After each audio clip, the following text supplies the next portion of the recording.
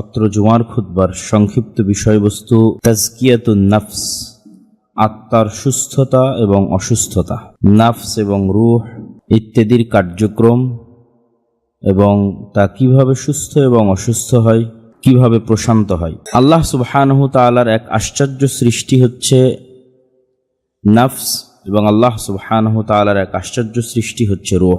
মানুষ যখন মায়ের পেটে থাকে এবং মায়ের পেটে থাকা অবস্থায় শুক্রকীট থেকে তার সমগ্র শরীরের যে রূপান্তরগুলো সংঘটিত হয়, তথা দুনিয়াবী শক্তিকে কাজে লাগিয়ে, দুনিয়ার আলো বাতাস খাবার পানি ইত্যাদিকে কাজে লাগিয়ে তার শরীরের মধ্যে যে শক্তি সঞ্চার হয়, এই শক্তি সঞ্চারগুলোকেই এই পুরো শরীর অঙ্গ প্রত্যঙ্গ এই সব কিছুর মধ্যে স্বাভাবিক যে শক্তি আছে সেটি হচ্ছে নাফস। নাফস যেহেতু দুনিয়াতে এবং দুনিয়াবী জিনিস দিয়ে তৈরি, এই জন্য তার আকর্ষণ এবং তার আকৃষ্ট থাকে দুনিয়ার প্রতি। আর নির্ধারিত দিনে আল্লাহ সুবহানাহু তাআলার নির্ধারিত ফেরেশতা মানুষের ওই শরীরের মধ্যে যেই রূহ দিয়ে যায়, এই রূহ হচ্ছে নূরুন লতিফ, এক প্রকার সূক্ষ্ম নূর, যেটির মাধ্যমে মানুষের চিন্তা শক্তি এবং বোঝার শক্তি সে পায়, তার অনুভূতি শক্তি কাজ করা শুরু করে। এবং এই রূহ যখন থাকে না তখন মানুষের এই অনুভূতি শক্তি কাজ করে না। যেমন রূহের সাথে মানুষের নাফসের বা শরীরের যে সংক্ষিপ্ত বিচ্ছেদটা দুনিয়াতে ঘটে, সেটি ঘুমের সময় ঘটে এবং ঘুমের সময় মানুষের সকল প্রকার চিন্তা শক্তি, চেতনা শক্তি, বুঝ শক্তি সবকিছু হারিয়ে যায়। কেননা ওই সময় মানুষের রূহ তার সাথে সেইভাবে সম্পৃক্ত থাকে না যেইভাবে জাগ্রত অবস্থায় সম্পৃক্ত থাকে, বরং হালকা হলেও এক প্রকারের বিচ্ছেদ ঘটে, আর মৃত্যুর মাধ্যমে সেই বিচ্ছেদটা স্থায়ী হয়ে যায়। তো আল্লাহ সুবহানাহু তাআলা রূহের ক্ষেত্রে বলেছেন, সুম্মা সাওয়াহু ওয়া নাফাখা ফীহি মির রূহিহি ফাজাআলাকুম তাসমাউনা ওয়া তুবসিরুনা ওয়া তাকিলুন। তিনি তোমাদেরকে সুন্দর করে সৃষ্টি করেছেন, সাজিয়েছেন এবং তারপরে তাতে রূহ ফুঁকে দিয়েছেন। ফাজাআলাকুম তাসমাউন, এবং এই রূহ ফুঁকে দেওয়ার কারণেই তোমরা দেখার শক্তি পেয়েছ, শোনার শক্তি পেয়েছ এবং অনুভব করার শক্তি পেয়েছ। আর এই রূহ যতক্ষণ ফুঁকে দেওয়া হয় না ততক্ষণ এই দৃষ্টি শক্তি, শ্রবণ শক্তি এবং অনুভব করার শক্তি মানুষ পায় না। আল্লাহ সুবহানাহু ওয়া তাআলা কোরআন মাজিদে বলেন, আল্লাহু ইয়াতাওয়াফাল আনফুসা হিনা মাউতিহা ওয়াল্লাতী লাম তামুত ফি মানামিহা ফায়ুমসিকুল্লাতী ক্বাদা আলাইহাল মাউত ওয়া ইউরসিলুল উখরা ইলা আজালিম মুসাম্মা।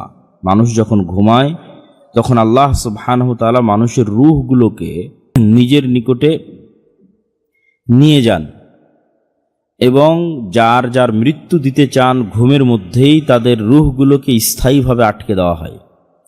আর যাদেরকে ঘুমের মধ্যে মৃত্যু দিতে চান না, পরের দিন পুনরায় তাকে ঘুম থেকে জাগার সুযোগ দেন, তার রূহকে ফেরত দেওয়া হয়। এই জন্য ঘুমানোর দোয়া এবং ঘুম থেকে উঠার দোয়ার সাথে জাগ্রত হওয়া বা আমাদের ভাষায় ঘুমানো এটিকে সম্পৃক্ত করা নাই, বরং আল্লাহ সুবহানাহু ওয়া তাআলা সম্পৃক্ত করেছেন মৃতকে এবং জীবিত হওয়াকে। যে আল্লাহুম্মা বিইসমিকা আমুতু ওয়া আহইয়া, এই দোয়ার অর্থ এটা নয় যে আল্লাহ আমি আপনার নামে ঘুমাতে যাচ্ছি, এই দোয়ার অর্থ হচ্ছে আল্লাহ আমি আপনার নামে মরতে যাচ্ছি। ওয়া আহইয়া, এবং পরের দিন সকালে ঘুম থেকে উঠবো এটা নয়, পরের দিন সকালে মৃত থেকে আবার জীবিত হব। ঠিক ঘুম থেকে উঠার সময় আল্লাহ সুবহানাহু ওয়া তাআলা যে দোয়া শিখিয়েছেন, সেই দোয়ার মধ্যে এটা বলা নাই যে আল্লাহ ঘুম থেকে উঠলাম এই জন্য আপনার শুকরিয়া আদায় করছি, জি না, আহইয়ানা বা'দা মা আমাতানা, আল্লাহ আপনি আমাদের মৃত্যু দেওয়ার পর আবার আজ সকালে জীবিত করেছেন, এই জন্য আপনার শুকরিয়া আদায় করছি। ঘুমের মধ্যে এক প্রকারের ছোটোখাটো মৃত্যু সংঘটিত হয়ে যায় এবং ছোটোখাটো বারজাখী জীবনের স্বাদ মানুষ আস্বাদন করে, কিছুটা ধরন আঁচ করতে পারে যে বারজাখী জীবন কেমন হতে পারে। রাসূলুল্লাহ সাল্লাল্লাহু আলাইহি ওয়াসাল্লাম একদিন বেলাল রাদিয়াল্লাহু তাআলা আনহুকে বলছেন, ইন্নাল্লাহা ক্বাবাদা আরওয়াহাকুম হিনা শাআ ওয়া রাদ্দাহা আলাইকুম হিনা শাআ, ইয়া বেলাল কুম ফাআযযিন বিন-নাসি বিস-সালাহ। এক সফরে সবার ফজর কাজা হয়ে গেছে, রাসূলুল্লাহ সাল্লাল্লাহু আলাইহি ওয়াসাল্লাম সহ ওই দিন রাসূলুল্লাহ সাল্লাল্লাহু আলাইহি ওয়াসাল্লাম এই বাক্যটা বলেছেন যে, হে বেলাল, আল্লাহ আমাদের রূহকে কবজ করে নেয় ঘুমের মধ্যে, এবং যতক্ষণ আল্লাহর ইচ্ছা ততক্ষণ তিনি এটিকে কবজ অবস্থায় রাখে, এবং যখন আল্লাহ সুবহানাহু ওয়া তাআলা চান তখন আমাদের এই ঘুম থেকে পুনরায়, যে মৃত্যু থেকে যে পুনরায় জীবিত হচ্ছি, আল্লাহ সুবহানাহু ওয়া তাআলা তখন রূহকে ফেরত দিয়ে দেন। এবং রূহের জগতে যাদের সাথে সম্পর্ক ছিল অথবা পরিচয় ছিল, দুনিয়ার জগতে তাদের সাথে সম্পর্ক এবং পরিচয়, এটার কিছুটা কানেক্টিভিটি হাদিসের সাথে আছে। আল আরওয়াহ জুনুদুম মুজান্নাদা, আয়েশা রাদিয়াল্লাহু তাআলা আনহার মধ্যে তিনি বলেন, রাসূল সাল্লাল্লাহু আলাইহি ওয়াসাল্লাম বলেছেন, আত্মা হচ্ছে সেনাবাহিনীর প্লাটুনের মতো, সেনাবাহিনীর রেজিমেন্টের মতো। কামা তাআরাফা মিনহা আতালাফা, এরা একে অপরকে চিনে ফেলে এবং পরস্পরের সাথে মিলে যায়। ওমা তানাকারা মিনহা ইখতালাফা, আর যারা পরস্পরকে চিনে না অথবা পরস্পরকে পছন্দ হয় না তাদের থেকে আলাদা হয়ে যায়। তো রূহ গেল এই। আর নফসের কথা আল্লাহ সুবহানাহু ওয়া তাআলা বলছেন, ফাআলহামাহা ফুজুরাহা ওয়া তাকওয়াহা, যে আল্লাহ সুবহানাহু ওয়া তাআলা এই নফসের মধ্যে তাকওয়া এবং ফুজুর, কল্যাণ এবং অকল্যাণ, দুটি আল্লাহ সুবহানাহু ওয়া তাআলা ঢুকিয়ে দিয়েছেন। তথা আল্লাহ সুবহানাহু ওয়া তাআলা যখন মানুষকে সৃষ্টি করেন তখন মানুষের নফসের মধ্যে খারাপ কাজের চিন্তা এবং ভালো কাজের চিন্তা দুটি ইনস্টল করে দিয়েছেন। ফাআলহামাহা ফুজুরাহা ওয়া তাকওয়াহা, আল্লাহ ইলহাম করে দিয়েছেন, ইনস্টল এবং সেট আপ করে দিয়েছেন। ফুজুরাহা পাপ কাজের চিন্তা, ওয়া তাকওয়াহা ভালো কাজের চিন্তা, যেটা আল্লাহ সুবহানাহু ওয়া তাআলা যখন ফেরেশতা তৈরি করেছেন তখন আল্লাহ সুবহানাহু ওয়া তাআলা এটি দেননি। এই জন্য অনেকেই বলে যে যখন ইবলিস ছিল না অথবা যখন শয়তান ছিল না, অথবা ইবলিসকে কে পথভ্রষ্ট করলো, তো মানুষের নফস একাই শয়তান ছাড়াই পথভ্রষ্ট হওয়ার জন্য যথেষ্ট। মানুষের নফস একাই শয়তান ছাড়াই পথভ্রষ্ট হওয়ার জন্য যথেষ্ট। এই জন্য রাসূলুল্লাহ সাল্লাল্লাহু আলাইহি ওয়াসাল্লাম তার দোয়ার মধ্যে বলছেন, যেমন আজকেও আমরা বক্তব্য যখন শুরু করি ওর মধ্যে বলা আছে, আলহামদুলিল্লাহ নাহমাদুহু ওয়া নাস্তাঈনুহু ওয়া নাস্তাগফিরুহু ওয়া নাউযু বিল্লাহি মিন শুরুরি আনফুসিনা, মিন শুরুরি আনফুসিনা। হে আল্লাহ, আমার নিজের নফসের অকল্যাণ থেকে আমি পরিত্রাণ চাই। এখানে কিন্তু শয়তান থেকে পরিত্রাণ চাওয়া নয়, নফসেরই অকল্যাণ আছে। নফস নিজেই, নফসের মধ্যে আল্লাহ সুবহানাহু ওয়া তাআলা কল্যাণ এবং অকল্যাণ দুটোই ইনস্টল করে দিয়েছে। ফলত শয়তান যদি নাও থাকে পৃথিবীতে, নফসের দুনিয়াবি চাহিদা বরকরার থাকবে, অব্যাহত থাকবে।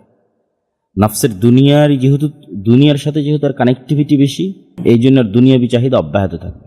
দুনিয়ার খাওয়া, দুনিয়ার পড়া, দুনিয়ার ঘোরা, দুনিয়ার নারী, দুনিয়ার নেশা, দুনিয়ার মদ, দুনিয়ার যা আরাম আয়েশ আছে তার প্রত্যেকটা জন্মগতভাবে নফসের পছন্দ। আলাদা করে শয়তান ওয়াসওয়াসা দিবে নফসে, এই কথা ঠিক আছে, কিন্তু শয়তান যদি নাও থাকে তবুও নফসের একাই এই জিনিসগুলো ভালো লাগে এমনিতেই। এই জন্য রাসূলুল্লাহ সাল্লাল্লাহু আলাইহি ওয়াসাল্লাম দোয়ার মধ্যে বলছেন, ওয়া নাউযু বিল্লাহি মিন শুরুরি আনফুসিনা, যেটা আমরা প্রত্যেক বক্তব্যের শুরুতে বলি, যে আল্লাহ আমি আমার নিজের নফসের অকল্যাণ থেকে বাঁচতে চাই। ওয়া মিন সাইয়্যাতি আমালিনা, আর আমাদের যে খারাপ কাজগুলো করেছি প্রত্যেকটা খারাপ কাজের রিয়াকশন আছে। পৃথিবীতে যেমন প্রত্যেক অ্যাকশনের রিয়াকশন আছে, আমি আওয়াজ করলে বাজতেছে, ঠেললে সরে যাচ্ছে, ঠিক আছে, তো প্রত্যেকটা অ্যাকশনের রিয়াকশন তৈরি হয়। এরকম প্রত্যেকটা খারাপ আমলের একটা পাল্টা রিয়াকশন আছে। তো হে আল্লাহ, আমার নিজের নফসের অকল্যাণ থেকে বাঁচতে চাই, আর আমি জীবনে যা খারাপ কাজ করেছি এগুলোর যে রিয়াকশনগুলো আছে রিয়াকশনগুলো থেকে বাঁচতে চাই। ওগুলো যেন পাল্টা আর কোনো খারাপ প্রতিদান আমার জন্য ফেরত না নিয়ে আসে।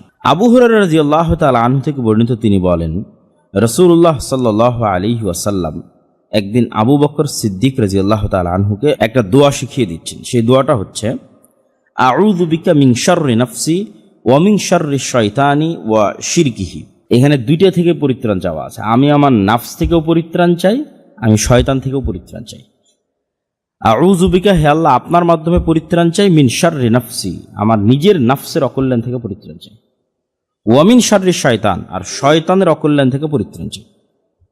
তো আল্লাহ সুবহানাহু ওয়া তাআলা নফসকে যেহেতু কল্যাণ এবং অকল্যাণ উভয়ের উপরই প্রতিষ্ঠিত করেছেন, ফলত এই নফসকে যতক্ষণ পরিশুদ্ধ না করা হবে, বিশুদ্ধ না করা হবে, এই নফসকে যতক্ষণ সুস্থ না রাখা হবে, প্রশান্ত না করা হবে, ততক্ষণ এই নফস একাই মানুষকে পথভ্রষ্টতার দিকে নিয়ে যাবে, এবং সেগুলোই হচ্ছে নফসের অসুস্থতা।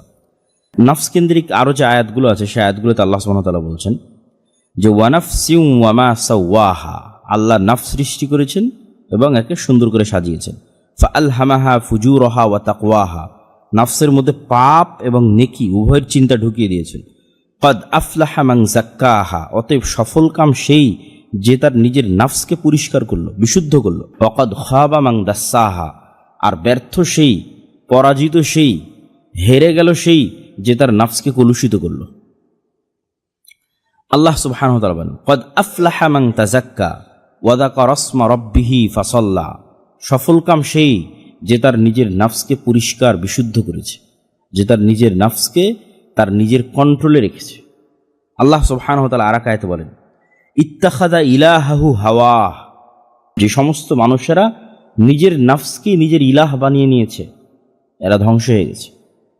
ইলাহ বানিয়ে নিয়েছে নিজের নফসকে, তার মানে মন যা চায় সেটাই করে, তার নফসই তার ইলাহ।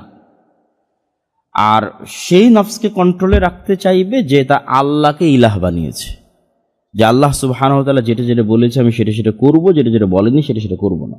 আর যে নফসকে ইলাহ বানিয়ে নিয়েছে সে বলবে আমার মনে যেটা চায় আমি সেটাই করব, তাহলে ও ধ্বংস হয়ে গেছে। আল্লাহ সুবহানাহু ওয়া তাআলা ইউসুফ আলাইহিস সালাতু ওয়াস সালামের ঘটনায় বলেন, ওয়ামা উবাররিউ নাফসি ইন্নান নাফসা লাআম্মারাতুম বিসু, আমি আমার নফসকে দায় মুক্ত করছি না, বরং আমার নফস তো খারাপ কাজের আদেশকারী। নফস নিজে খারাপ কাজের আদেশকারী। ইন্নান নাফসা লাআম্মারাতুম বিসু, নফস হচ্ছে খারাপ কাজের আদেশকারী। ইল্লা মা রাহিমা রাব্বি, তবে যার উপর আল্লাহ সুবহানাহু ওয়া তাআলা দয়া করেছে তার বিষয়টা ভিন্ন। এই আয়াতগুলো থেকে আমরা স্পষ্টভাবে বুঝতে পারলাম যে পৃথিবীতে যদি শয়তানের অস্তিত্ব নাও থাকে তাহলে আল্লাহ সুবহানাহু ওয়া তাআলা নফসের মধ্যে যে খারাপ কাজের যে শক্তি এবং যেই চিন্তা দিয়ে দিয়েছেন, ভালো কাজেরও চিন্তা দিয়েছেন, ভালো কাজেরও শক্তি এবং ক্ষমতা এবং ইচ্ছা দিয়েছেন। তো ওই খারাপ কাজের শক্তি এবং চিন্তাতে নফস একাই মানুষকে পথভ্রষ্ট করে ফেলতে পারবে। এই জন্য মানুষকে যেমন শয়তান থেকে বাঁচতে হবে, ঠিক তেমন তার নিজের নফস থেকে বাঁচতে হবে এবং নিজের নফসের অকল্যাণ থেকে বাঁচার চেষ্টা করতে হবে। তো নফসের কল্যাণ এবং অকল্যাণের উপর ভিত্তি করে মানুষের নফসকে তিন ভাগে ভাগ করা হয়। মানুষের নফসকে তিন ভাগে ভাগ করা হয়, আম্মারাহ, লাওয়ামাহ, মুতমাইন্নাহ। আম্মারা মানে হচ্ছে যেই নফস সদা সর্বদা খারাপ কাজের আদেশ দেয় এবং ওই ব্যক্তিও সেই খারাপ কাজগুলো রিসিভ করে, মানে তার আদেশগুলো মেনে নেয়, তথা মনে যা চায় সেটাই করে, যেটা ওই আয়াতে বললাম নফসই তার ইলাহ। এই নফস হচ্ছে নফসে আম্মারা। এই নফসের কারণে মানুষের যে কলব আছে, যে কলবের মধ্যে রূহ নফস থাকে অদৃশ্য একটা পাত্রের মতো, এটা যদি আমরা গোলাকার একটা পাত্র কল্পনা করি, আল্লাহ সুবহানাহু ওয়া তাআলা কিভাবে রেখেছেন আল্লাহ সুবহানাহু ওয়া তাআলা ভালো জানে। আমরা যদি কল্পনা করি যে আমাদের বুকের মধ্যে, সদর সিনার মধ্যে একটা গোলাকার পাত্র আছে, যে গোলাকার পাত্রের মধ্যে রূহ এবং নফস আছে, এবং যেখানে ফেরেশতা এবং শয়তান ফাংশন করতে পারে, অ্যাক্টিভেট থাকতে পারে। শরীরের অন্য অঙ্গ প্রত্যঙ্গ দিয়ে তো আর তারা যোগাযোগ করে না, বরং কলব দিয়েই যোগাযোগ করে। নফসের মাধ্যমে শয়তান ওয়াসওয়াসা দেয়, রুহের মাধ্যমে ফেরেশতা ইলহাম দেয়। শয়তান এবং ফেরেশতার উপর অন্য যে বক্তব্যগুলোতে আমি বিস্তারিত আলোচনা করেছি সেখানে এই টপিকে আরও বিস্তারিত আলোচনা আছে। তো মানুষের এই যে কলব, যখন মানুষ এই নফসের কথাই শোনে এবং নফসের অনুসরণই করে এবং নফসকে তার ইলাহ বানিয়ে নেয়, তখন তার এই পুরো কলবে শয়তানের রাজত্ব প্রভাবিত হয়, শয়তানের রাজত্ব জারি হয় এবং শয়তানের কন্ট্রোলে থাকে। তখন প্রতিটা গুনাহ সমান দাগ পড়তে পড়তে পড়তে পড়তে পড়তে পড়তে এটা একটা অন্ধকারাচ্ছন্ন কালো কুচকুচে পাত্রে পরিণত হয়ে যায়, যেগুলোর বিস্তারিত হাদিস এবং আয়াত আমরা শুনব। আর নফসে লাওয়ামা, এই নফসটা হচ্ছে, আচ্ছা তার আগে নফসে মুতমাইন্নার আলোচনা করি। নফসে মুতমাইন্না ঠিক নফসে আম্মারার বিপরীত, তথা যেখানে নিজের নফসকে সে কন্ট্রোলে রেখেছে, সে নফসের কোনো কথা শোনে না, তথা নিজের মনের কোনো কথা শোনে না।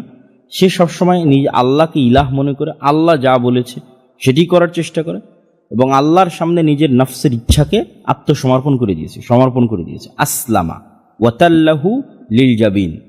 ইব্রাহিমের মন চাচ্ছে সন্তানকে কেন জবাই করবে, আর ইসমাইলের মন চাচ্ছে আমি যদি বেঁচে থাকতাম, নফসের চাওয়া। কিন্তু এই দুইজনই নফসের চাওয়াকে কুরবানি দিয়ে দিয়েছে। আসলামা, ইসলাম গ্রহণ করে নিয়েছে, আত্মসমর্পণ করে দিয়েছে। ওয়াতাল্লাহু লিল জাবিন, ঘাড় এগিয়ে দিয়েছে, পিতা ছুরি নিয়ে প্রস্তুত হয়ে গেছে। ওখানে আসলামা, ইসলাম শব্দ ব্যবহার করেছে, তার নফসের চাওয়াকে আল্লাহর চাওয়ার সামনে সমর্পণ করে দিয়েছে। তো মুতমাইন্নাহ যারা, তাদের নফসের চাওয়াকে তারা আল্লাহ সুবহানাহু ওয়া তাআলা চাওয়ার সামনে এমনভাবে সম্পূর্ণ করে দিয়েছে যে এখানে ফেরেশতার রাজত্ব এবং আল্লাহ সুবহানাহু ওয়া তাআলার উলুহিয়াতের রাজত্ব এবং নূরের প্রভাব সবচেয়ে বেশি। ফলত এই নফসটা হচ্ছে নফসে মুতমাইন্নাহ।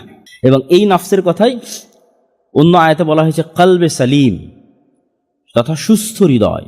আর আগেরটা যেটা বললাম ওইটা হচ্ছে মৃত হৃদয়। নফসে আম্মারার কারণে হৃদয় মারা যায়, মৃত্যুবরণ করে। হৃদয়ের জীবন এবং মৃত্যু আছে, এটাও আমরা দেখব কোরআনের আয়াত এবং হাদিস থেকে। আর নফসে মুতমাইন্নাহ জীবিত হৃদয়, স্বচ্ছ হৃদয়, পরিষ্কার হৃদয়। মধ্যে থাকলো নফসে লাওয়ামা, এটা হলো অসুস্থ। আমাদের বেশিরভাগের হচ্ছে অসুস্থ এবং আমাদের বেশিরভাগের হচ্ছে নফসে লাওয়ামা। খুব কম সংখ্যক মানুষের মুতমাইন্নাহ।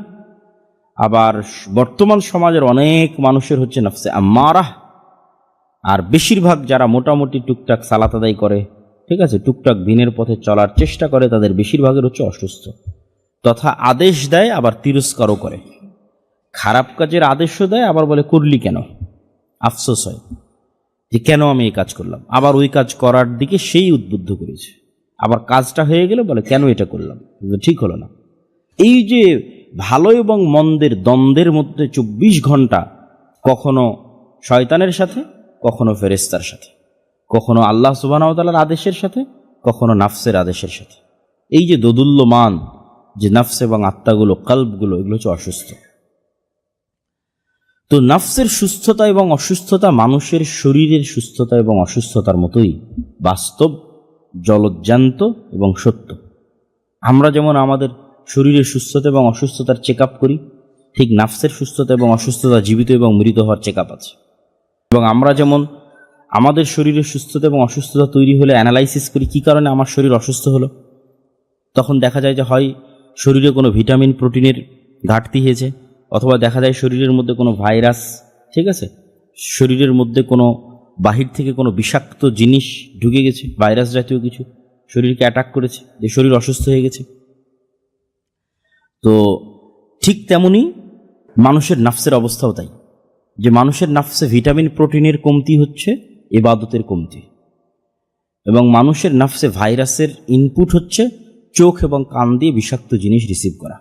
ঠিক যেমন ডায়াবেটিসের রোগী চিন্তা করবে যে না, আমাকে চিনি এবং কোলেস্ট্রল থেকে বেঁচে থাকতে হবে, কেননা চিনি এবং কোলেস্ট্রল তার শরীরের মধ্যে যেন সে পয়জন ঢোকাচ্ছে, ভাইরাস ঢোকাচ্ছে। তো ঠিক তেমনি অসুস্থ যার নফস, তাকে চিন্তা করতে হবে যে না, আমার চোখ এবং আমার কানকে, আমার মুখকে, আমার জিহ্বাকে, এগুলোকে কন্ট্রোল করতে হবে, এগুলো দিয়ে বিষ ঢুকে যাচ্ছে আমার নফসের মধ্যে। তাহলে নফসের ভিটামিন এবং প্রোটিন হচ্ছে ইবাদত এবং জিকির, তথা সালাত ঠিক নাই, জিকির ঠিক নাই, তার মানে এখানে ভিটামিন প্রোটিনের কমতি দেখা দিয়েছে, ঠিক যে কারণে শরীর অসুস্থ হয়ে যায়। তাহলে ওই কমতি থাকলে ওটা পূরণ করতে হবে।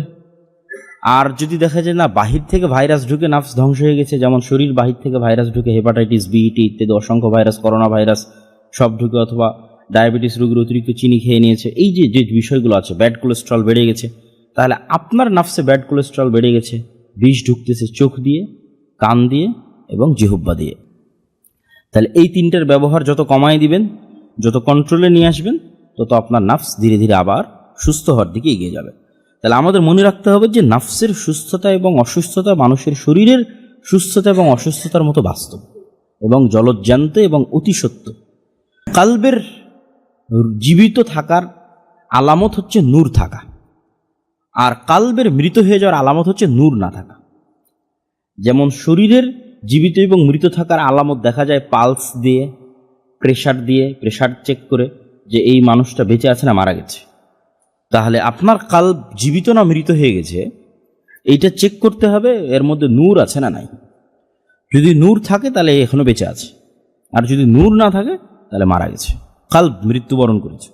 এবং আল্লাহ সুবহানাহু ওয়া তাআলা পবিত্র কোরআনে মৃত হৃদয়কে বিভিন্নভাবে তুলে ধরেছে।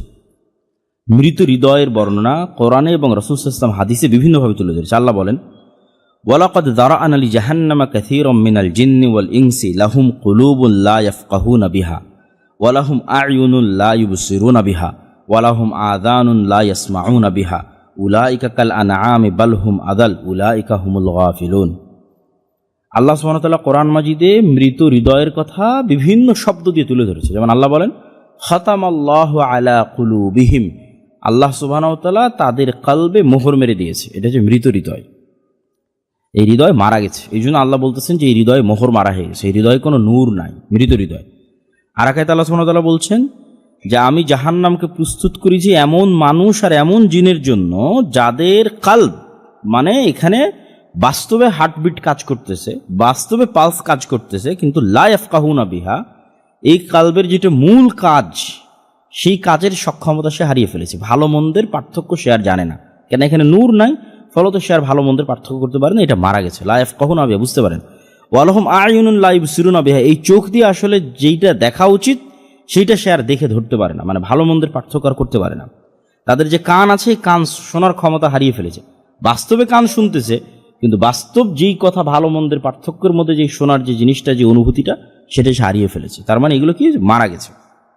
আফালাম ইয়াসিরু ফিল আরদি ফাতাকুনা লাহুম কুলুবুন ইয়াকিলুনা বিহা আও আযানুন ইয়াসমাউনা বিহা ফাইন্নাহা লা তা'মাল আবসার ওয়ালাকিন তা'মাল কুলুব আল্লাতী ফিস সুদূর। আল্লাহ কোরআনে বলছে যে মানুষের চোখ অন্ধ হয় না, মানুষের কান বধির হয় না, বরং মানুষের বুকের মধ্যে যে কালব আছে, এই কালব অন্ধ হয়ে যায়, এই কালব বধির হয়ে যায়।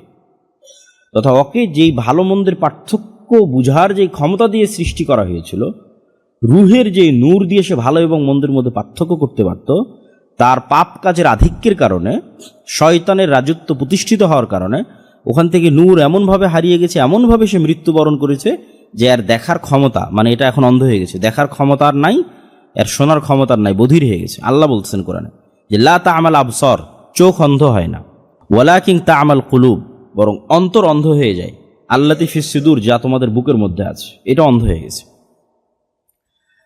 খতামাল্লাহু আলা কুলুবিহিম ওয়া আলা সামিইহিম ওয়া আলা আবসারিহিম গিশাওয়া, আল্লাহ তাদের অন্তরে মোহর মেরে দিয়েছে, তাদের কানে মোহর মেরে দিয়েছে, আর তাদের চোখে পর্দা ফেলে দিয়েছে। এটাই হলো সেই অন্ধত্ব, সেই মৃত। উলাইকাল্লাযীনা তাবা আল্লাহু আলা কুলুবিহিম ওয়াত্তাবাউ আহওয়াআহুম, যারা নিজেদের মনের খাহেশের, শাহওয়াতের সবসময় অনুসরণ করে, আল্লাহ সুবহানাহু ওয়া তাআলা তাদের অন্তরে সিল গালা করে দিয়েছেন, বন্ধ করে দিয়েছেন, মারা গেছে এই হৃদয়। এখন হৃদয়ের জীবিত থাকা এবং মৃত থাকা, তথা হৃদয়ে নূর আছে না নাই, এইটা দুনিয়াতে আপনি বুঝবেন কিভাবে? যেমন বললাম যে আপনার বডি চেক আপ করে আপনি আপনার সুগার টেস্ট করতেছেন, কালবে, নফসে এবং রুহের মধ্যে নূর আছে না সম্পূর্ণরূপে মৃত্যুবরণ করে যায়, এইটা বুঝার আলামত আল্লাহ সুবহানাহু ওয়া তাআলা বলছেন ইন্নামাল মুমিনুনা আল্লাযীনা ইযা যুকিরাল্লাহ ওয়াজিলাত কুলুবুহুম ওয়া ইযা তুলিয়াত আলাইহিম আয়াতুহু যাদাতহুম ঈমানা। ওই নফসে ন্যূনতম হলো নূর বিরাজমান আছে, অসুস্থ হলো জীবিত আছে, অসুস্থ হলেও জীবিত আছে, সম্পূর্ণরূপে মৃত্যুবরণ করেনি, মানে সম্পূর্ণরূপে তার হৃদয়ে মোহর মারে দেওয়া হয়নি। ন্যূনতম হলো নূর বিরাজমান আছে, জীবিত আছে। এটা বুঝবে কিভাবে? যখন দেখবে যে কোনো ওয়াজ নসিহাতে, কোরআনের আয়াতে, হাদিসে যখন সে পড়ছে অথবা শুনছে আল্লাহর কথা এবং আল্লাহর আয়াত, তখন তার অন্তরটা কেঁপে ওঠে। ওয়াজিলাত কুলুবুহুম, আত্মাটা কেঁপে ওঠে, চক্ষু দিয়ে অশ্রু প্রবাহিত হয়।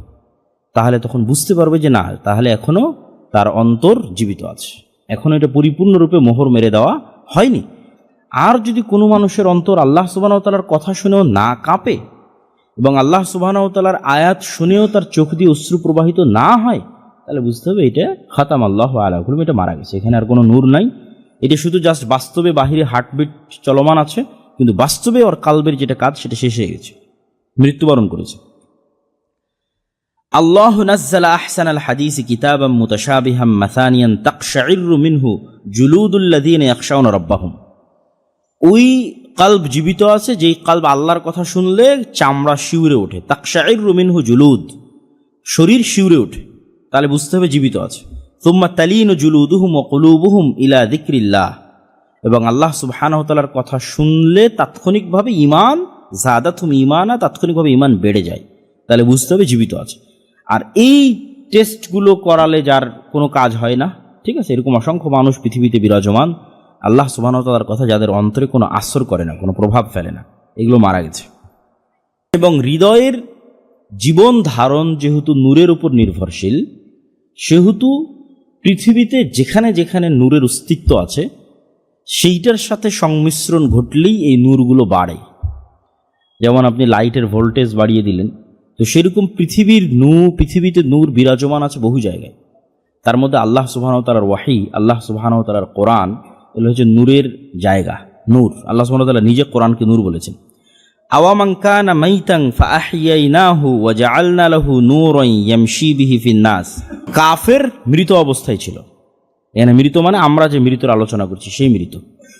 কাফের মৃত অবস্থায় ছিল, ওই কাফেরকে আমি জীবিত করেছি নূর দিয়ে। কোন নূর? এই কোরআনের নূর দিয়ে। নূরান ইয়ামশি বিহি, এটা নূর। মানুষকে অন্ধকারে আলো দেখায়। অন্ধকার রাস্তায় লাইট খুঁজে পাচ্ছে না, কিভাবে চলবে? তো অন্ধকারাচ্ছন্ন মৃত হৃদয়ে আলো জ্বালাতে পারে, এটা হচ্ছে এই কোরআন, নূর, আল্লাহ সুবহানাহু ওয়া তাআলার ওয়াহি। ওয়া কাযালিকা আওহাইনা ইলাইকা রূহাম মিন আমরিনা মা কুনতা তাদরি মাল কিতাব ওয়ালাল ঈমান ওয়ালাকিন জাআলনাহু নূরান নাহদি বিহি মান নাশা। হে আল্লাহর নবী, আপনি জানতেন না কিতাব কাকে বলে আর ঈমান কাকে বলে, কিন্তু আমি আল্লাহ এই কোরআনকে আপনার জন্য নূর বানিয়ে দিয়েছি, যে নূর দিয়ে আমি মানুষকে পথ দেখাই, রাস্তা দেখাই, অন্ধকারের মধ্যে রাস্তা দেখাই। আল্লাহ সুবহানাহু ওয়া তাআলা আরেক আয়াতে বলেন, ইন্না ফি যালিকা লাযিকরা লিমান কানা লাহু কলবুন আও আলকাস সামআ ওয়া হুয়া শাহীদ। এই কোরআন তার জন্যই উপদেশ যার কলব এখনো জীবিত আছে। লিমান কানা লাহু কলব, যার কলব এখনো জীবিত আছে তার জন্যই এই কোরআন উপদেশ, আর যারটা মারা গেছে তারটার কোনো কাজ নাই।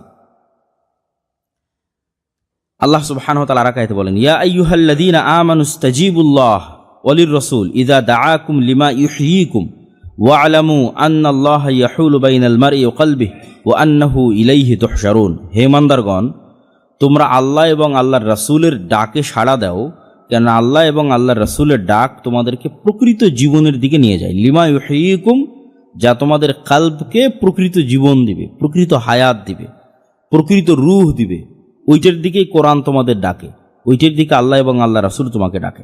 আল্লাহ সুবহানাহু ওয়া তাআলা আরেক আয়াতে বলেন, ইয়াউমা লা ইয়ানফাউ মালুন ওয়ালা বানুন ইল্লা মান আতাল্লাহ বিকলবিন সালিম। কঠিন কিয়ামতের মাঠে তোমাদের ধন সম্পদ এবং তোমাদের সন্তান সন্ততি কোনো কাজে দিবে না, শুধু কাজে দিবে যে স্বচ্ছ হৃদয় নিয়ে উপস্থিত হয়েছে। ইল্লা মান আতা বিকলবিন সালিম, স্বচ্ছ হৃদয় কি? স্বচ্ছ হৃদয় যেটা আমরা আলোচনা করতেছি, নফসে মুতমাইন্না, প্রশান্ত হৃদয়। এবং ওই হৃদয়ের বৈশিষ্ট্য কি, ওই হৃদয়ের কাজ কি, সেটাও আমরা তুলে ধরবো আপনাদের সামনে। স্বচ্ছ হৃদয় যেমন সকল অপবিত্রতা থেকে পবিত্র থাকে, ঠিক তেমনি যত স্বর্ণালঙ্কার আছে সকল স্বর্ণালঙ্কার দিয়ে সাজানো গোছানো থাকে। একটা ময়লা শরীরে, একটা অপরিষ্কার অপরিচ্ছন্ন শরীরে যদি আপনি গয়নাগাটি দেন, সুন্দর পোশাক দেন, ভালো লাগবে না। তাহলে নারীরা যখন সুন্দর পোশাক পরিধান করে তখন তার আগে সে তার শরীরকে পরিষ্কার এবং পরিচ্ছন্ন করে, গোসল করে, ঠিক আছে? তারপরে তার উপরে সে সুন্দর স্বর্ণ এবং গয়নাগাটি এবং পোশাক আশাক পরিধান করে। তাহলে কলবে সালিম, স্বচ্ছ হৃদয় হচ্ছে দুইটা, এক সকল অপবিত্রতা থেকে পবিত্র, আর দুই ওখানে প্রচুর স্বর্ণালঙ্কার আছে। তাহলে অপবিত্রতাগুলো কি কি? যেমন সবচেয়ে বড় অপবিত্রতা হচ্ছে শিরক। তাহলে কলবে সালিমের প্রথম বৈশিষ্ট্য হচ্ছে, স্বচ্ছ হৃদয়ের প্রথম বৈশিষ্ট্য হচ্ছে, প্রশান্ত হৃদয়ের প্রথম বৈশিষ্ট্য হচ্ছে সে তাওহীদে বিশ্বাসী। এবং কোনভাবে তাওহীদে বিশ্বাসী? আমরা শুধু যেইভাবে বুঝি সেইভাবে নয়। যেমন আমরা কিন্তু তাওহীদকে এতটুকুর মধ্যে সীমাবদ্ধ করে নিয়েছি যে ঠিক আছে, আমি তাবিজ লাগালাম না, আমি কবরে গেলাম না, আমি কবরের কাছে চাইলাম না, তাহলে আমি তাওহীদপন্থী।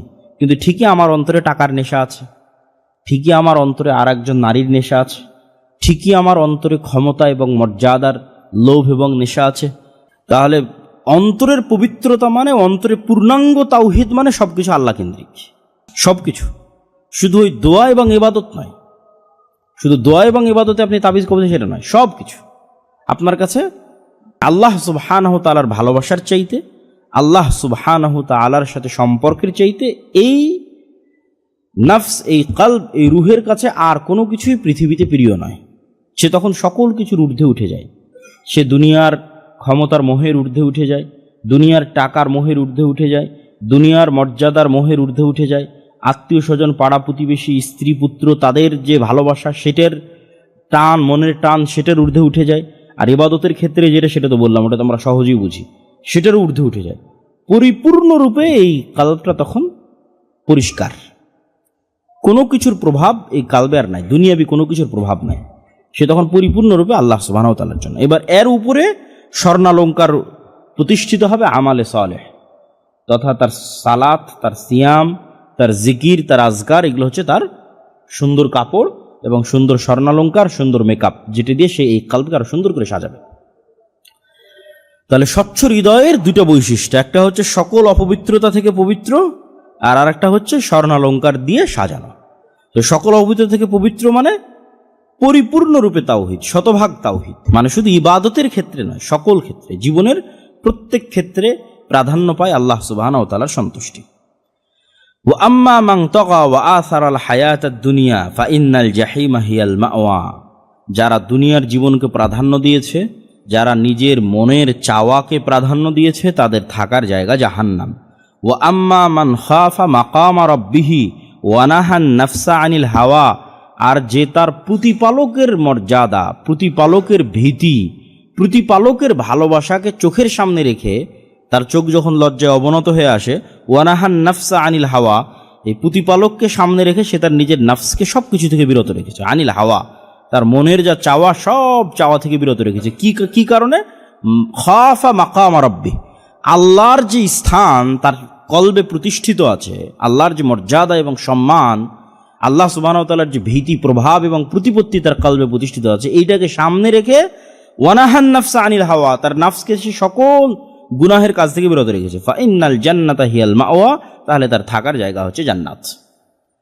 তাহলে যে ব্যক্তি তার নাফসকে ছেড়ে দিল, ইবনুল কাইয়িম রাহিমাহুল্লাহ বলছে যে মানুষ তার নাফসকে যত বেশি ছাড় দিবে, জাহান্নামে তার শরীর তত বড় হবে। জাহান্নামীদের যে শরীরের বড়র কথা আপনারা শাইখ আব্দুর রাজ্জাক বিন ইউসুফের বক্তব্যে শুনেছেন, যে এক কাঁধ থেকে আর এক কাঁধের দূরত্ব এত, এক কান থেকে আর এক কানের দূরত্ব এত, চামড়ার মোটা এত, বিস্তর বিবরণ এর মধ্যেই মরণ একদিন আসবে বইয়ের মধ্যেও আছে এবং শাইখ আব্দুর রাজ্জাক বিন ইউসুফের বক্তব্যেও আছে।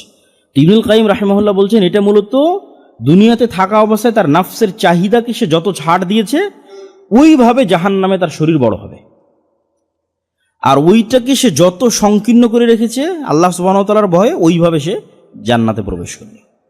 ওয়া আম্মা মান খাফা মাকাম রাব্বিহি ওয়া নাহান নাফসা ফাইন্নাল জান্নাতা হিয়াল মাওয়া। ইয়া আইয়াতুহান নাফসুল মুতমাইন্নাহ ইরজিই ইলা রাব্বিকি রাযিয়াতাম মারদিয়াহ, হে প্রশান্ত হৃদয়, তুমি সন্তুষ্ট অবস্থায় তোমার প্রতিপালকের নিকটে ফিরে যাও। তুমি নিজেও সন্তুষ্ট, তোমার প্রতিপালকও সন্তুষ্ট, উভয়ই সন্তুষ্ট। তাহলে প্রশান্ত হৃদয় এক সেকেন্ডের জন্য আল্লাহর কাছে ফিরে যেতে ভয় পায় না। প্রশান্ত হৃদয় বরং আল্লাহর কাছে ফিরে যাওয়ার জন্য উদ্গ্রীব থাকে।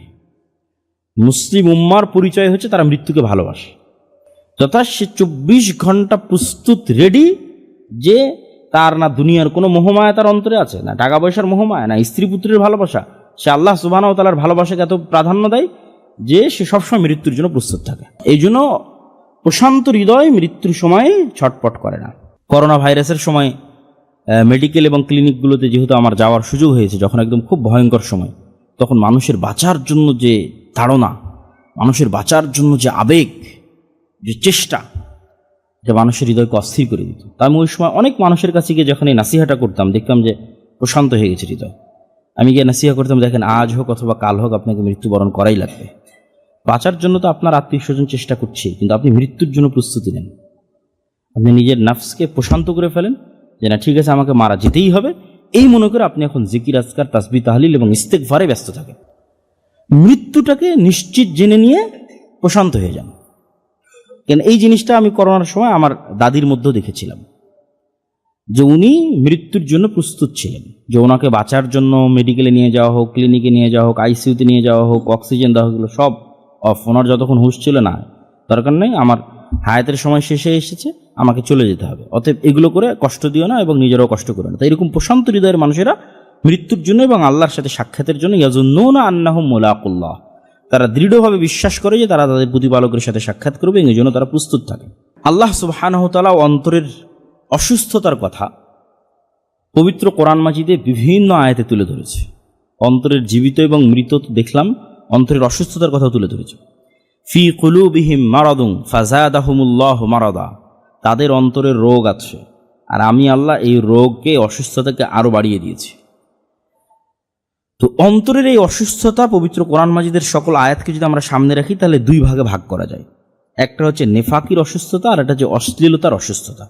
যেমন অশ্লীলতার অসুস্থতার কথা আল্লাহ সুবহানাহু ওয়া তাআলা কোরআন মাজিদে বলছেন, ইয়া নিসা আন-নাবিয়্যি লাস্তুন্না কাআহাদিম মিনান নিসা ইনিত্তাকাইতুন্না ফালা তাখদা'না বিল কওল ফায়াতমাআল্লাযী ফি কলবিহি মারাদ। হে নবীর স্ত্রীরা, হে মুমিনের মায়েরা, আপনারা যখন মানুষদের সাথে কথা বলবেন তখন আপনাদের কণ্ঠকে নরম করিয়েন না, কেন আপনাদের কণ্ঠকে যদি নরম করেন তাহলে যাদের অন্তরে অসুস্থতা আছে তাদের অসুস্থতা আরও বেড়ে যাবে। তাহলে অন্তরের একটা অসুস্থতা হচ্ছে অশ্লীলতার প্রতি টান এবং আগ্রহ, আর আরেকটা অসুস্থতা হচ্ছে নেফাকি, যেটা আল্লাহ সুবহানাহু ওয়া তাআলা মুনাফিকের ক্ষেত্রে বলেছেন, ইয ক্বালাল মুনাফিকুনা ওয়াল্লাযীনা ফি কুলুবিহিম মারাদ।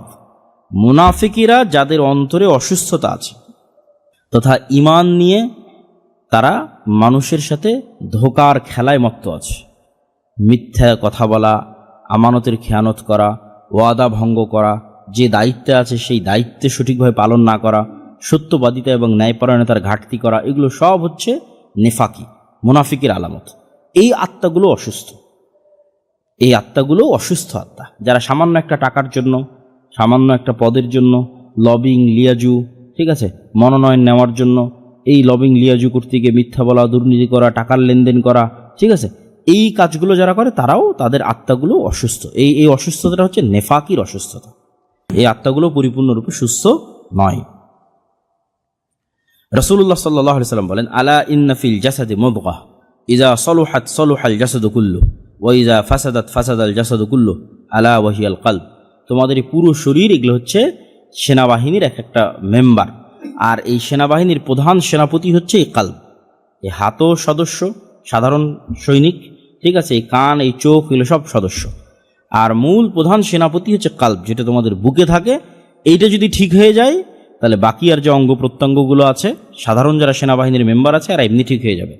আর যদি এটা ঠিক না হয় তাহলে বাকি অঙ্গ প্রত্যঙ্গগুলো ঠিক হবে না। হুযায়ফা রাদিয়াল্লাহু তাআলা থেকে পর্যন্ত তিনি বলেন, রাসূল সাল্লাল্লাহু আলাইহি ওয়াসাল্লাম বলেছেন, তু'রাজুল ফিতানু আলাল কুলুব কাল হাসির উদান উদান। মানুষের এই কলবের উপরে বিভিন্ন রকমের শাহওয়াত, মনের চাওয়া এবং ফিতনা পেশ করতে থাকা হয় একটার পর একটা। ফাআইয়ু কলবিন উশরিবাহা নুকিতা ফিহি নুকতাতান সাউদা। প্রত্যেক যেই কলব এটা পান করে নেয়, তথা এই যে তার অন্তরে যে শাহওয়াত এবং তার চাওয়াটা আসলো, এই চাওয়াটাকে সে গ্রহণ করে নেয়, তো প্রত্যেক এই চাওয়া গ্রহণ করলে তার কলবের মধ্যে একটা করে কালো দাগ পড়ে যায়, এবং এই দাগ পড়তে পড়তে পড়তে পড়তে এমন রকম হয়ে যায় যে কালকুজি মুজখিয়ান লা ইয়ারিফু মারুফান ওয়ালা ইনকুরু মুনকারান। একটা পাতিল যখন রান্না করা হয়, বিশেষ করে খড়ির চুলাতে, ওই পাতিলটা উল্টিয়ে দিলে তার তলা যেরকম কালো হয়ে যায়, এই নাফসটা তেমন কালো হয়ে যায়। আর ইস্তেগফার এবং তওবা যদি করে মানুষ, কোনো পাপ করার পরপরে সাথে সাথে যদি ইস্তেগফার তওবা করে, তাহলে ওই কালো দাগটা আবার মিটে যায়। আর ইস্তেগফার এবং তওবা না করে যদি পাপ বাড়তেই থাকে তাহলে এরকম পরিণত হয়ে যায়। সম্মানিত উপস্থিতি, রাসূলুল্লাহ সাল্লাল্লাহু আলাইহি ওয়াসাল্লামের এই আল্লাহ সুবহানাহু ওয়া তাআলার আয়াত এবং এই হাদিস, এগুলো সামনে রেখে আর দুইটা হাদিস বলে আমার বক্তব্যের শেষের দিকে চলে যাব, যেটা আত্মার পবিত্রতা এবং বিশুদ্ধতার একটা ফজিলত তুলে ধরবে আপনাদের সামনে। আনাস রাদিয়াল্লাহু তাআলা থেকে বর্ণিত, তিনি বলেন, কুন্না ইয়াওমান জুলুসান ইনদা রাসূলিল্লাহ সাল্লাল্লাহু আলাইহি ওয়াসাল্লাম। একদিন আমরা এরকম রাসূল সাল্লাল্লাহু আলাইহি ওয়াসাল্লামের নিকটে বসেছিলাম। ইয়াত্তালিউ আলাইকুম আল আন মিন হাদাল ফাজর রাজুলুম মিন আহলিল জান্নাহ। আল্লাহর নবী বললেন, এখনই একজন মানুষ তোমাদের সামনে আসবে দরজা দিয়ে, যে আসলে জান্নাতের অধিবাসী, যে জান্নাতের মানুষ। ফাতালা আর রাজুলুম মিনাল আনসার। তো আমরা দেখলাম তাকিয়ে যে একজন আনসারী সাহাবী প্রবেশ করলো, ওযু করে মসজিদের মধ্যে ঢুকতেছে। পরের দিন রাসূলুল্লাহ সাল্লাল্লাহু আলাইহি ওয়াসাল্লাম আবার একই কথা বললেন যে এখনই তো মসজিদের মধ্যে একজন ব্যক্তি প্রবেশ করবে যে জান্নাতি। আবার ওই ব্যক্তি, ওই আনসারী সাহাবী প্রবেশ করলো মসজিদের মধ্যে। তৃতীয় দিনও রাসূলুল্লাহ সাল্লাল্লাহু আলাইহি ওয়াসাল্লাম একই কথা বললেন, আবার ওই আনসারী সাহাবী প্রবেশ করলো। তো আব্দুল্লাহ ইবনে আমর ইবনে আল-আস, তার মনের মধ্যে প্রশ্ন জাগলো যে রাসূল সাল্লাল্লাহু আলাইহি ওয়াসাল্লাম 3 দিন এই একই সাহাবীর ক্ষেত্রে জান্নাতের সুসংবাদ দিলেন, এই লোক করে কি, এটা আমি একটু যাচাই করব। ইন্নী লাহাইতু আবি ফাআকসামতু আল্লা আদখুলা আলাইহি সালাতান। তো তিনি ওই ব্যক্তির বাড়িতে গিয়ে তার কিছু সমস্যা এবং প্রবলেমের কথা বলে তাকে বললেন যে আমাকে আপনার বাড়িতে একটু 2-3 দিন থাকার ব্যবস্থা করে দেন। আব্দুল্লাহ ইবনে আমর ইবনে আল-আস ওই সাহাবীর বাড়িতে গিয়ে এটা বললেন। তখন ওই সাহাবী তাকে তার বাড়িতে থাকার ব্যবস্থা করে দিল। তো প্রায় 3 রাত থাকার পর আব্দুল্লাহ ইবনে আমর ইবনে আল-আস বলছেন, ফালাম ইয়ারাহু ইয়াকুমু মিনাল লাইলি শাইআন। আমি দেখলাম যে রাতের সালাত আদায় করে না, মানে তাহাজ্জুদের সালাত আদায় করে না, এবং দিনের বেলা খেয়াল করে দেখলাম যে সে সিয়াম পালন করে না, তথা স্বাভাবিক যে ফরজ সালাত, সে ফরজ সালাত আদায় করে, সারাদিন দুনিয়ার কাজেই ব্যস্ত থাকে, রাতের বেলাও যে তাহাজ্জুদের সালাত আদায় করার কথা, যেটা মানুষ ধারণা করে যে আল্লাহ নবী জান্নাতের কথা বলতেছে, তার মানে তো অনেক বড় আল্লাহওয়ালা হবে, হয়তো সারা রাতে তাহাজ্জুদ সালাত আদায় করে, সারাদিন হয়তো সিয়াম পালন করে। তো দিনের বেলা নফল সিয়াম পালন করতেও দেখলাম না, রাতের বেলা তাহাজ্জুদের সালাত আদায় করতেও দেখলাম না। ফালাম্মা মাজাতি সালাসা, 3 দিন যখন এভাবে পার হয়ে গেল, তো আমার কাছে মনে হলো যে আর কি আমল করে, আর আমলকে আমার কাছে ছোট মনে হলো। কিন্তু আহতাকিরু আমালা, তার আমলকে আমি ছোট হিসেবে দেখতে লাগলাম। তো তখন তার সামনে আমি খুলে কথা বললাম, ইয়া আব্দুল্লাহ লাম ইয়াকুন বাইনি ওয়া বাইনা ওয়ালিদি হিজরা ওয়ালা গাদাব ওয়ালাকিন্নী সামি'তু রাসূলুল্লাহ সাল্লাল্লাহু আলাইহি ওয়াসাল্লাম ইয়াকুল সালাস মারাত, যে আসলে ঘটনা হচ্ছে আমি তোমার এখানে যে থাকেছি এটা আসলে আমার কোনো সমস্যা, কোনো প্রবলেম এরকম কিছু নয়, তোমাকে দেখার জন্য। দেখার কারণটা কি, এইভাবে আমি রাসূল সাল্লাল্লাহু আলাইহি ওয়াসাল্লামের কাছে শুনেছি যে তিনি তোমাকে পরপর 3 দিন জান্নাতের কথা বলেছেন। তো আমি তো তোমার আমল দেখলাম যে ফালাম আরাকা তা'মালু কাবীরা আমালিন, তুমি তো তেমন কোনো আমল করো না। তাহলে কি এমন তোমার আমলের মধ্যে সিক্রেট আছে যেটা রাসূল সাল্লাল্লাহু আলাইহি ওয়াসাল্লাম তোমাকে জান্নাতের কথা বলেন? আল্লাহর নবীর কথা তো মিথ্যা হতে পারে না, কিন্তু তোমাকে তো কোনো আমল করতে দেখি না। তখন ওই ব্যক্তি বলল যে আচ্ছা, আমিও তো আসলে এরকম কোনো আমলের কথা জানি না যে আমি এরকম কোনো বড় কোনো আমল করি, তবে একটা জিনিস, সেটা হচ্ছে গায়রা আন্নী লা আজিদু ফি নাফসি আলা আহাদিন মিনাল মুসলিমিনা গিশশান ওয়ালা আহসিদুহু আলা মা আতাহুল্লাহু ইয়াহু, যে আমি প্রতিদিন যখন ঘুমাতে যাই তখন আমার নাফসে পৃথিবীর কোনো মুসলমানের জন্য কোনো হিংসা, কোনো রাগ, কোনো দুঃখ, কোনো কষ্ট, কোনো অভিমান রেখে আমি ঘুমাতে যাই না। সে আমাকে এখন কোনো মানুষ যত কষ্টই দিক, আমাকে এখন যত মানুষ যত আঘাতই দিক, আমার যত ক্ষতি করুক, আমি কি করি, আমার নাফসকে, আমার কাল্পকে পরিপূর্ণ স্বচ্ছ পরিষ্কার অবস্থায় ঘুমাতে যাই। দুনিয়ার কোনো মানুষের প্রতি কোনো হিংসা নাই, দুনিয়ার কোনো মানুষের প্রতি কোনো রাগ নাই, দুনিয়ার কোনো মানুষের প্রতি কোনো চাওয়া নাই, দুনিয়ার মানুষের প্রতি কোনো ক্ষোভ নাই, কিচ্ছু নাই।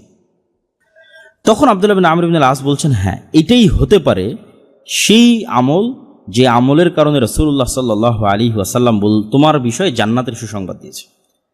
তাহলে আমরা দেখলাম যে হৃদয়ের স্বচ্ছতা, কালবের স্বচ্ছতা ইটসেলফ একটা অনেক বড় ইবাদত।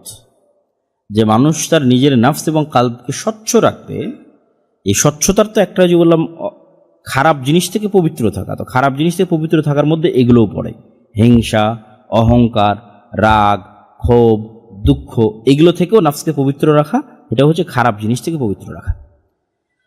আর একটা হাদিস বলে আমাদের আজকের আলোচনা শেষ করব। রাসূলুল্লাহ সাল্লাল্লাহু আলাইহি ওয়াসাল্লাম বলেন, আবু সাঈদ খুদরী রাদিয়াল্লাহু তাআলা থেকে বর্ণিত, যে ইয়াখলুসুল মুমিনুনা মিনান নারি ফায়ুহবাসুনা আলা কানতারাতিন বাইনাল জান্নাতি ওয়ান নার, মুমিনদেরকে জান্নাত এবং জাহান্নামের মাঝে একটা নদীর ধারে আটকানো হবে, তাদেরকে জান্নাতে ঢুকতে দেওয়া হবে না। ফায়ুকাসসু লিবাযিহিম মিন বায মাযালিমু কানাত বাইনহুম ফিদ দুনিয়া হাত্তা ইযা হুযিবু ওয়া নুক্কু উযিনা লাহুম ফি দুখুলিল জান্নাহ। সেই নদীতে যখন মুমিনেরা গোসল করবে, তখন এক মুমিনের আর এক মুমিনের উপর দুনিয়াতে থাকতে যে ন্যূনতম মনের যে একটা দুঃখ, ক্ষোভ, কষ্ট, রাগ, হিংসা ছিল, থাকেই, মানুষ পরস্পরে থাকে, সাহাবীদের মধ্যেও ছিল। তো এই সমস্ত জান্নাতীদেরকে যতক্ষণ এই দুনিয়াবী অসুস্থতাগুলো থেকে পবিত্র না করা হয়েছে, ততক্ষণ জান্নাতে ঢুকতে দেওয়া হবে না। এই কান্তারা নামক এখানে তাদের এই পবিত্রকরণ, বিশুদ্ধকরণ কার্যক্রমটা পরিচালিত হবে। ইদা হুযিবু ওয়া নুক্কু, যখন তাদের কালব দুনিয়াবী এগুলো সব সমস্যা থেকে মুক্ত হয়ে যাবে, একদম স্বচ্ছ, উযিনা লাহুম ফি দুখুলিল জান্নাহ, তখন এই স্বচ্ছ হৃদয়ের মানুষকে জান্নাতে প্রবেশের অনুমতি দেওয়া হবে। তাহলে কি বোঝা গেল? যে স্বচ্ছ হৃদয় ছাড়া জান্নাতে ঢোকা ইম্পসিবল। যদি কিছু থেকেও যায় তাহলে ওটাও কিয়ামতের মাঠে কি করে নেওয়া হবে? স্বচ্ছ করে নেওয়া হবে, পরিষ্কার করে নেওয়া হবে। তাহলে স্বচ্ছ হৃদয়ের ফজিলত সীমাহীন এবং অপরিসীম। তো আল্লাহ সুবহানাহু তাআলা আমাদের নফস এবং কলব, বা যে আলোচনা আজকে আমরা করলাম, যে সুস্থতা অসুস্থতা এবং হৃদয়ের জীবন এবং মৃত্যুর যে আলোচনা করলাম, এটির থেকে শিক্ষা নিয়ে আল্লাহ সুবহানাহু তাআলা আমাদের নিজের নফসকে কন্ট্রোলে রাখার এবং নিজের নফসকে কন্ট্রোলে রাখার জন্য প্রশিক্ষণ দিতে হয়। যেমন ঘোড়াকে প্রশিক্ষণ দিতে হয়, কুকুরকে প্রশিক্ষণ দিতে হয়, তারপরে হচ্ছে সেনাবাহিনীর আর্মিদের প্রশিক্ষণ দিতে হয়, আপনি যখন কোনো কাজে জবে ঢোকেন তখন প্রশিক্ষণ দিতে হয়, এবং এই প্রশিক্ষণ শেষ দিন পর্যন্ত অব্যাহত থাকে, মরা পর্যন্ত অব্যাহত থাকে। একদিন প্রশিক্ষণ মিস দিলে, এক ওয়াক্ত প্রশিক্ষণ মিস দিলে নফস কন্ট্রোলের বাইরে চলে যাবে। সেই প্রশিক্ষণের একটা বড় পার্ট হচ্ছে সালাত। এই জন্য রাসূল সাল্লাল্লাহু আলাইহি ওয়াসাল্লাম বলেছেন যে কোনো ব্যক্তি যদি টানা 40 দিন 5 ওয়াক্ত সালাত তাকবীরে তাহরিমের সাথে আদায় করতে পারে, তাহলে ও নিফাকি থেকে মুক্ত এবং জাহান্নাম থেকে মুক্ত। কেননা ওর নফস অনেক বড় একটা প্রশিক্ষণ সম্পূর্ণ করেছে, এক টানা 5 ওয়াক্ত সালাত তাকবীরে তাহরিমের সাথে আদায় করেছে। এটা হচ্ছে নফসকে কাজ দেওয়া, প্রেশার দেওয়া। কাজ না দিলে সে ঠিক হবে না। এই জন্য ওকে প্রতিদিন দিনে অন্তত 5 বার সালাত আদায় করাতেই হবে। এক ওয়াক্ত সালাতও যদি ছেড়ে দেন, ওকে যদি না আদায় করাতে পারেন, তাহলে দেখবেন যে ও অন্য রাস্তায় চলে গেছে। এই জন্য মানুষেরা দুনিয়াতে যে যত গুনাহে লিপ্ত আছে, প্রত্যেক গুনাহ থেকে বাঁচার রাস্তা হচ্ছে সালাত। প্রত্যেক গুনাহ, আপনি এখন সুদে লিপ্ত থাকেন, ঘুষে লিপ্ত থাকেন, এগুলো সবই নিজের নাফসকে কন্ট্রোল করতে না পারার কারণে। জেনায় লিপ্ত থাকেন, অবৈধ সম্পর্ক, সবগুলো হচ্ছে নাফসকে কন্ট্রোল করতে না। তো নাফসকে কন্ট্রোল করতে লাগে তাকে প্রশিক্ষণ দিতে হবে, লাইনে নিয়ে আসতে হবে। ওকে লাইনে নিয়ে আসার জন্য 5 ওয়াক্ত সালাত আদায় করতে হবে। ওকে আপনি 5 ওয়াক্ত সালাত আদায় বাধ্য করেন। 5 ওয়াক্ত সালাত আদায় বাধ্য করলে যখন আপনার কন্ট্রোলে চলে আসবে, তখন ধীরে ধীরে আর অন্য বিষয়গুলোরও রাস্তা আল্লাহ সুবহানাহু ওয়া তাআলা আপনার জন্য সহজ করে দেবে। ঠিক সিয়ামও এই প্রশিক্ষণের একটা পার্ট। কেননা শয়তান শরীরের মধ্যে কাজ করতে পারে যখন মানুষ ভরপুর পেটে খায়। কেন খাওয়াটাও তো নাফসের চাহিদা, যেটা আমি বলেছি। শয়তান যদি নাও থাকে পৃথিবীতে, তবুও নাফস চাইবে যে আমি একটু খাই। তাহলে ওই যে খাওয়া অফ করে দেওয়া, এটাও নাফসকে প্রেসারে রাখা, যে তোমার জন্য খাবার বন্ধ করে দেওয়া হলো, যেটা তোমার মন চাচ্ছে সেটা তুমি খেতে পারবে না। তাহলে ঠিক তেমনই জাকাত এবং দান। মানুষের নিজের নাফসের চাহিদা, শয়তান না থাকলেও টাকার প্রতি ভালোবাসা থাকবে, এটা জন্মগত, এইটার উপরেই তাকে তৈরি করা হয়েছে। তাহলে ওই টাকার ভালোবাসা থেকে যতক্ষণ ওকে বের করতে না পারবেন, তখন তো অসুস্থ।